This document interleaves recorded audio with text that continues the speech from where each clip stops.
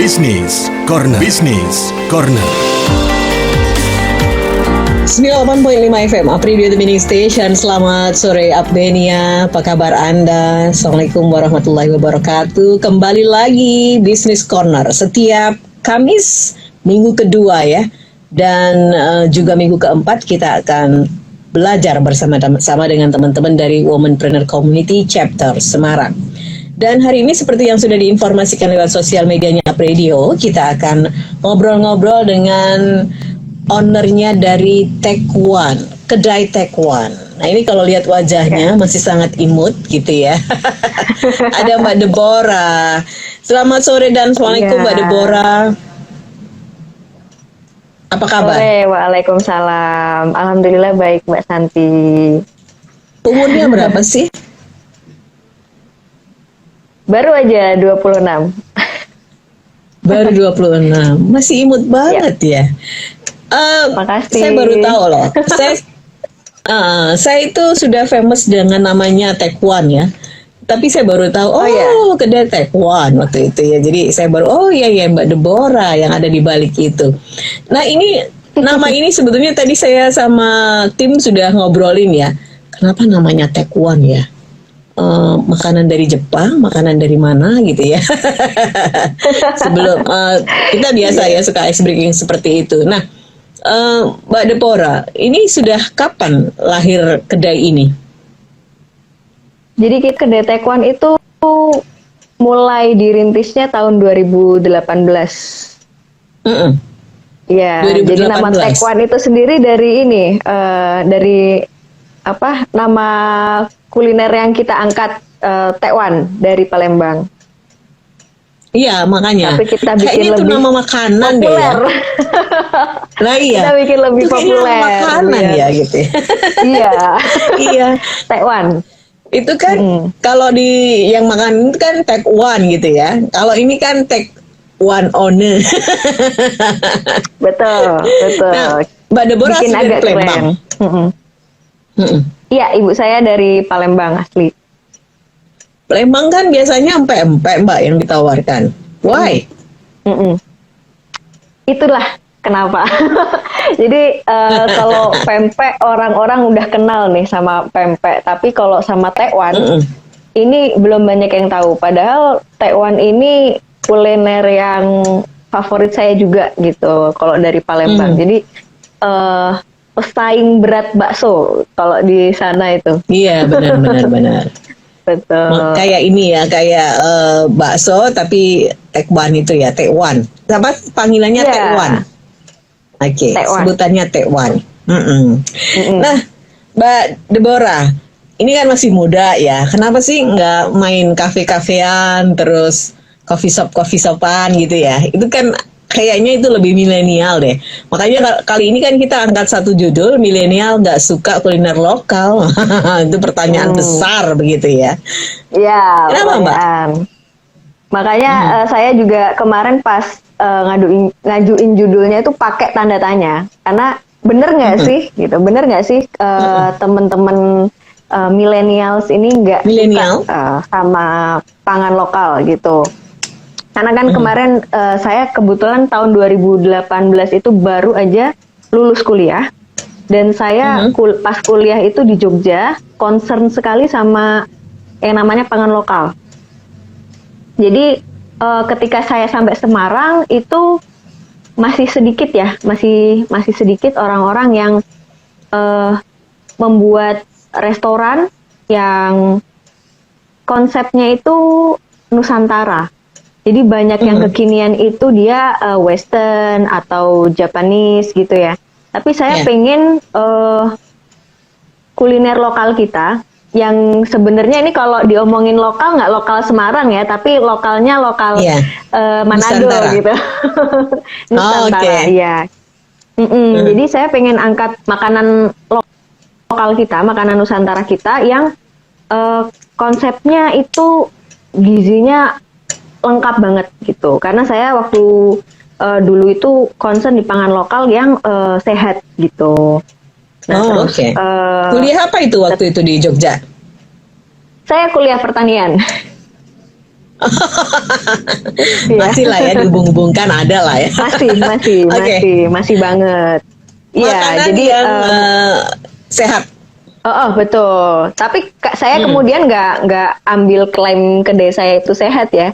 Cuma justru saya pengen kedai ini kedai yang Nusantara gitu. Tapi kemudian akhirnya saya bergabung di komunitas Womanpreneur Community untuk belajar bisnis, dan kemudian saya ke komunitas Pasar Sehat Semarang juga gitu untuk akhirnya ini loh saya pengen ngangkat kuliner lokal yang nilai-nilai sehatnya tuh juga tinggi banget manfaatnya gitu. Jadi saya menangkap juga bahwa tren makanan sehat sekarang ini banyak yang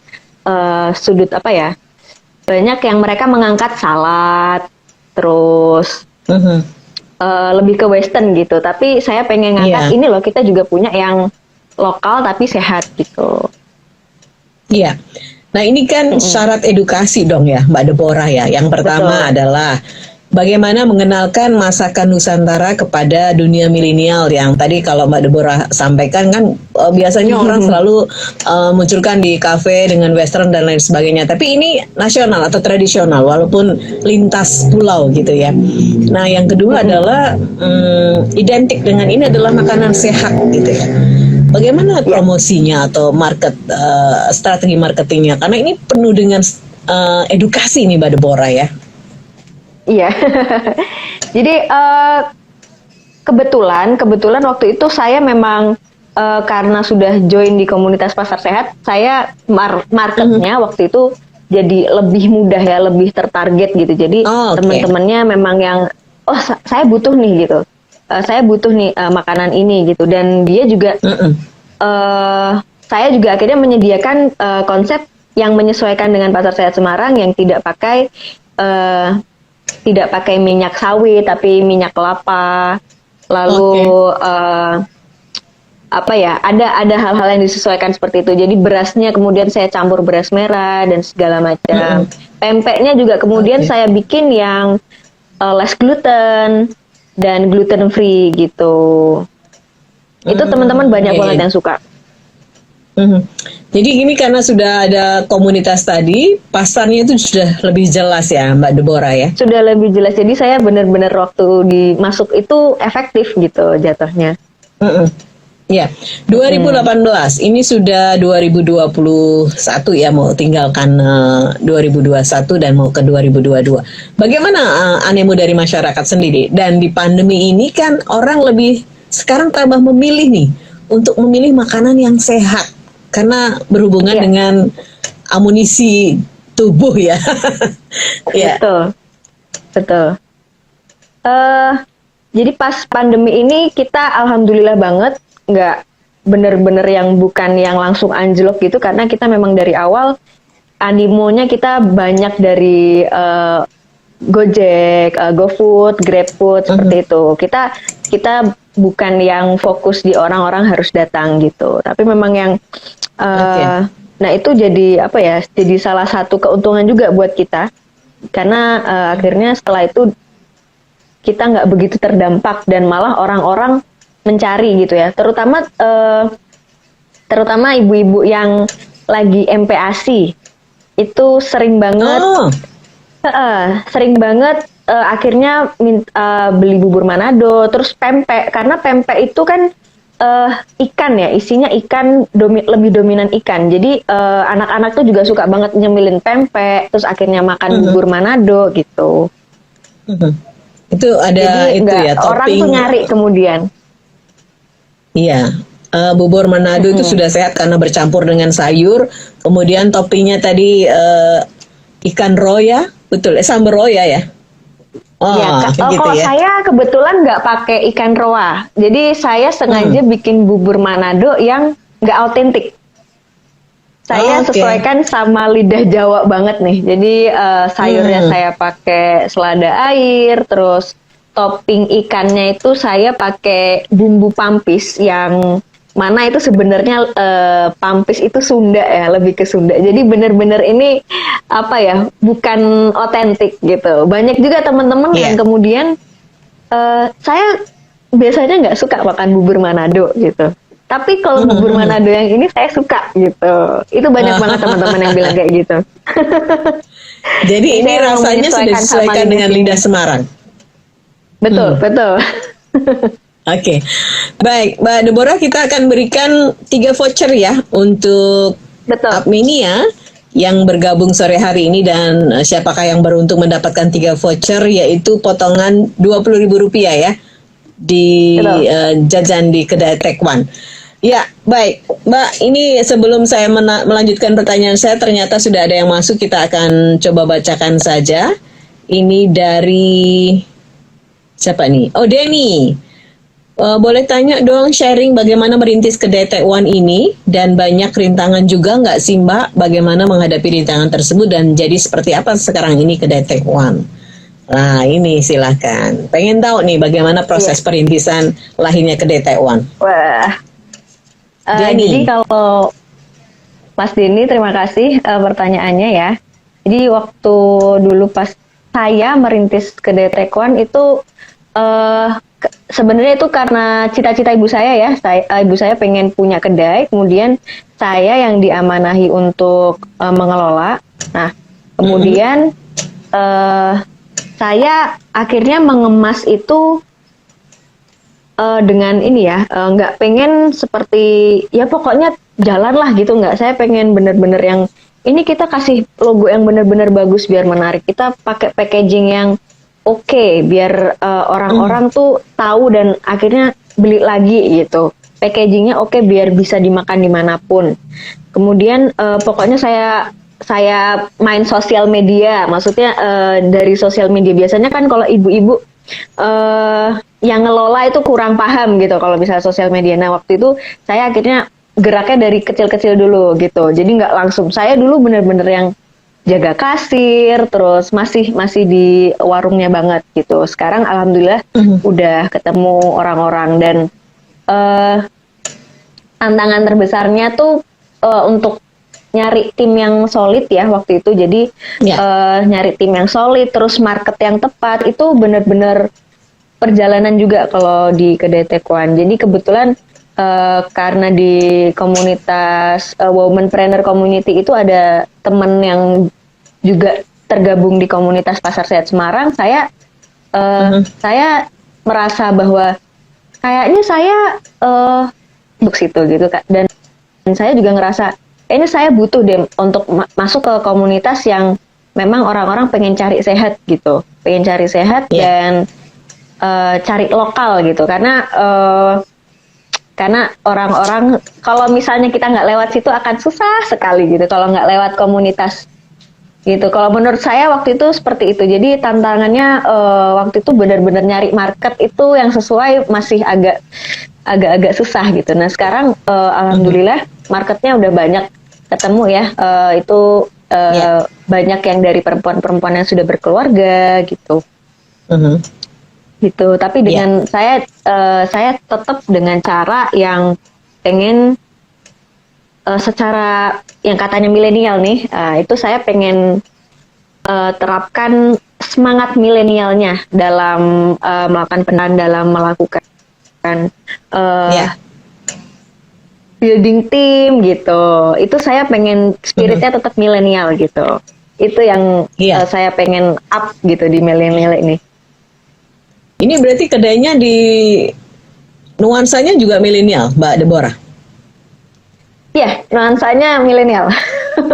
Jadi yang langsung dari dapur, langsung bukan kayak warung pinggir jalan gitu ya. Maksudnya orang bisa melihat dapur saya langsung.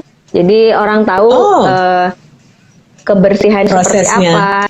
Iya, prosesnya seperti apa. Lalu memang makannya kita memang di pinggir jalan, tapi nggak di pinggir jalan banget gitu. Jadi orang kalau misalnya mau makan langsung take away juga bisa, karena memang kita konsepnya lebih ke take away sih sebenarnya gitu. Oke, baik. Terima kasih Mas Denny, dan ini kita menuju ke yang sudah mengirimkan pertanyaan lewat Instagram Live ini. Ada Anis_L_J. Mau bertanya nih, menu yang paling best seller itu apa ya Kak? Wah, ini sudah ada yang nanya nih. Menunya yang paling best seller. Ya, menunya bubur Manado paling best seller. Bubur Walaupun Manado. kita namanya Taekwon, tapi memang orang-orang masih belum terlalu familiar ternyata sama kuliner Taekwon. Jadi memang bubur Manado ini kita angkat juga untuk jadi apa ya, pemancing gitu, pemancing orang-orang. Iya. Dan menu Iya. pilihannya banyak, Mbak Deborah. Banyak. Ini kita kebetulan menu pilihannya nggak cuma dari Manado sama Palembang ya kan, yang sudah Palembang. saya ceritakan tadi kan Manado sama Palembang ya, pempek sama bubur Manado. Kita juga snacknya tuh kita ada tahu gejrot dari Cirebon. Oh iya. Dari Cirebon. Jadi kita mix dengan rasa-rasanya Palembang. Pokoknya kita nggak autentik banget deh, tapi kita pengen tetap menyajikan dengan rasa yang enak gitu. Itu tahu gejrot sama Oke. kita juga ada ketoprak. Gitu. Jadi ada Baik. Jawa Baratnya Ini nih. Oke, baik. Nah, silakan aja bisa datang ke kedai Taekwon ya. Nah, Mbak Novita tadi penasaran sama bubur Manadonya, Kak. Wah, penasaran banget. Tadi sudah sedikit dikupas sama Mbak Deborah ya, bagaimana otentik tapi tidak tidak menghilangkan tesnya orang Semarang gitu ya. Ya, Oke, baik, terima kasih. Nah, ini kemudian ada lagi lewat WhatsApp sudah dikirim di 0878 333 400 dan Nendra. Saya tuh juga sedang ingin membuka usaha dengan menu lokal, Kak. Tapi masih takut belum memikat pasar. Apakah ada kiat-kiat supaya produk kita bisa memikat anak-anak muda saat ini? Kalau dengan makanan lokal katanya. Wah, ini kebetulan- satu nafas dengan Iya, Mbak iya. Deborah nih.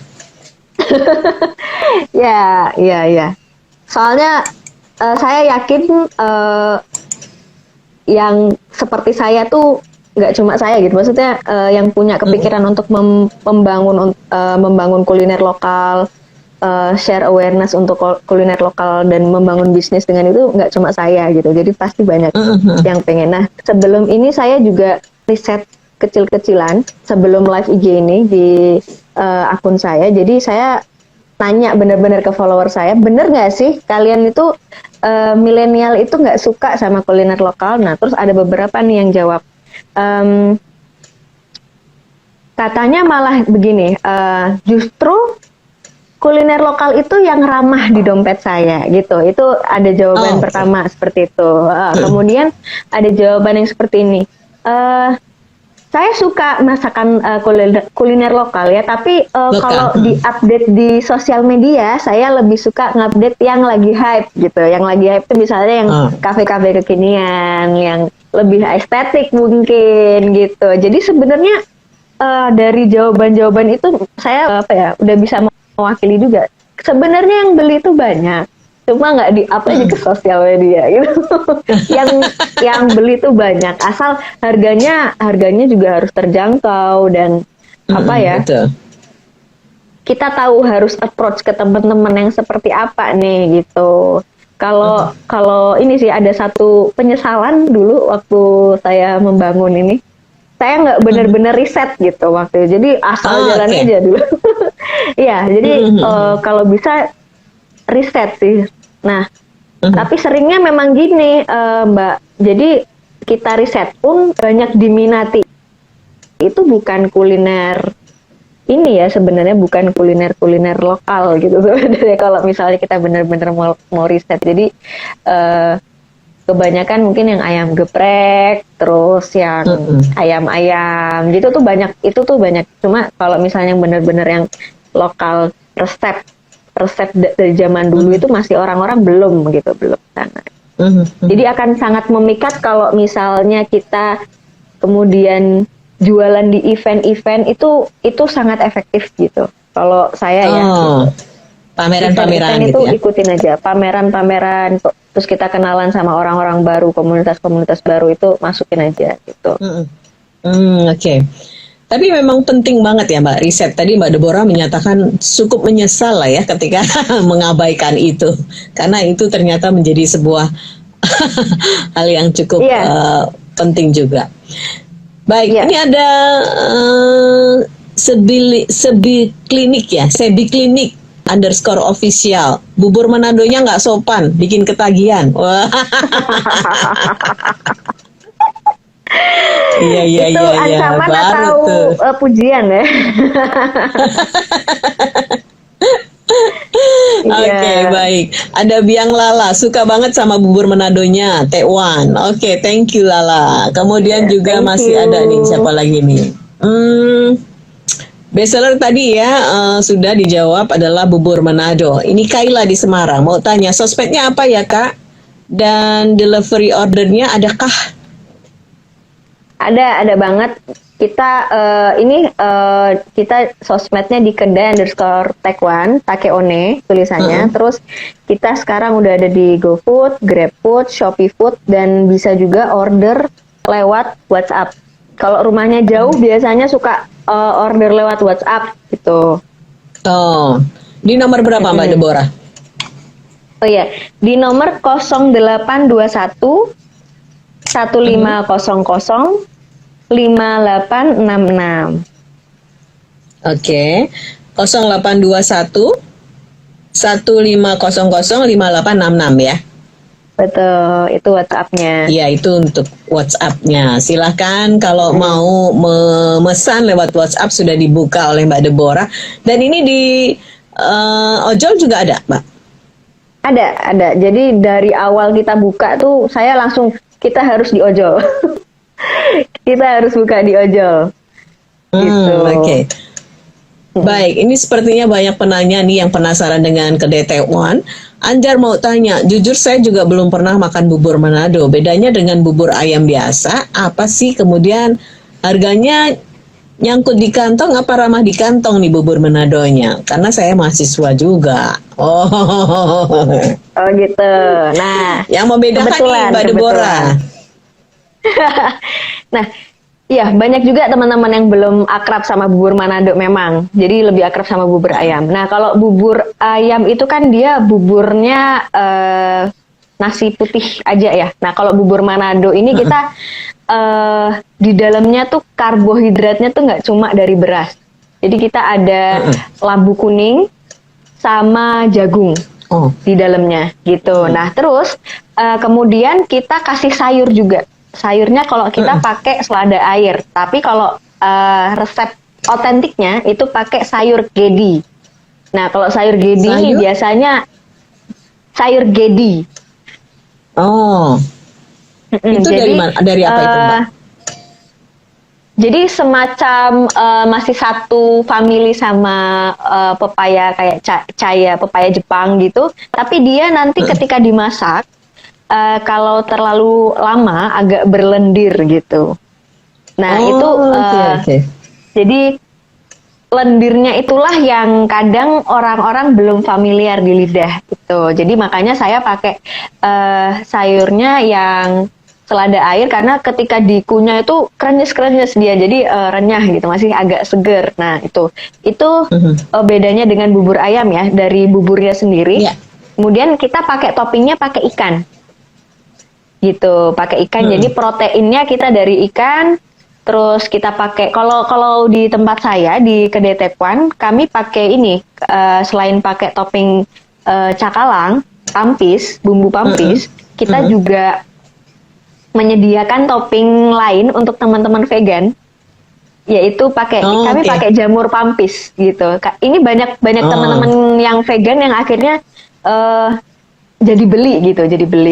Terus kami juga pakai ini gereh sama sambal terasi gitu untuk pelengkap. Wah, rame banget itu pokoknya. Tadi ya sudah. Nah, sudah dijelaskan untuk bedanya harganya itu ya, di tadi situ ada ya. pertanyaan harganya ya. Harganya nyangkut di kantong apa bersahabat di kantong? Tergantung ya, tergantung. Jadi kalau misalnya saya nggak tahu nih kantongnya orang-orang gimana ya, tapi kalau misalnya bubur Manado saya itu startnya di 15.000. Jadi kita ada tiga jenis porsi, kita menyediakan 3 jenis porsi. Pertama diet, porsi diet ya. Berarti- porsi diet ini tuh Oke. bukan untuk teman-teman diet, tapi kadang-kadang ada teman-teman yang merasa bubur kita tuh terlalu banyak gitu. Jadi memang porsi makannya kecil gitu. Nah, tapi itu untuk teman-teman kebanyakan memang itu udah kenyang porsi diet itu gitu. Porsinya kecil gitu. Nah, itu kita 15.000 aja.